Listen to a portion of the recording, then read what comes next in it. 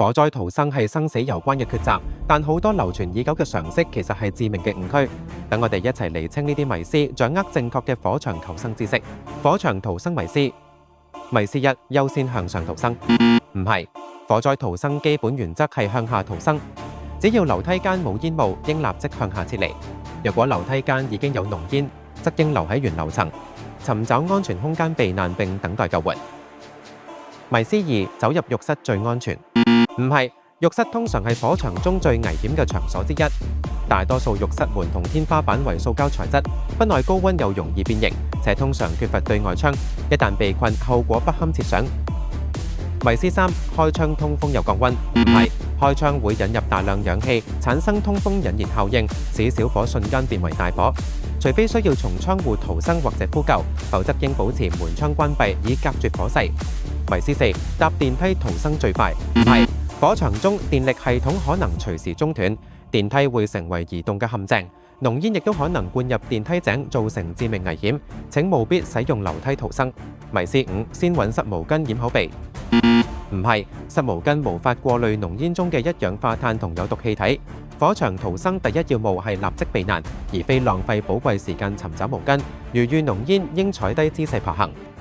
迷思六，可從高樓跳下求生。唔係，從3樓以上跳下死亡率極高，除非消防人員已經鋪設氣墊且指導跳下，否則應等待救援，並且用明顯方式示警自己嘅位置。迷思七，我屋企唔大，火災嘅時候我能夠輕鬆逃脫。事實上，火災蔓延速度驚人，30秒內小火就能夠演變成全面燃燒。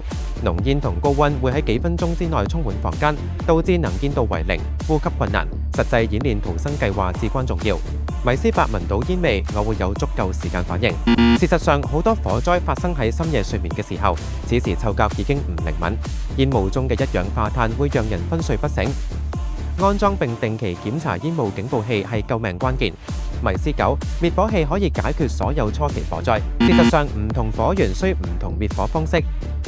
例如油鍋起火，用水滅火會引發爆炸性油火飛展；電器起火，如用水滅火可能導致觸電。正確做法係，當油鍋起火嘅時候，應該用鍋蓋蓋滅；電器起火要先斷電，再用專用滅火器。迷思10，我家係現代建築，防火材質好安全。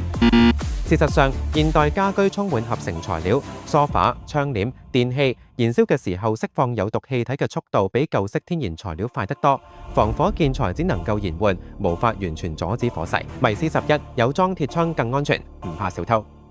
事實上，未設逃生口嘅鐵窗係火場牢籠，確保家中鐵窗設有可由內部開啟嘅逃生口，並保持通道暢通。迷思12，睇到小火，我自己先撲滅再報警。事實上，應遵循先報警再滅火原則。小火可能迅速失控，延誤報警將錯失黃金救援時間。迷思13，消防隊幾分鐘就到，我可以等。事實上，火場中嘅濃煙同高溫只需1到2分鐘就可能致命，自救同初期應變能力先至係保命關鍵。各位，記住喺火場中正確嘅知識比力氣更重要。再提一點，火場內每一秒都寶貴。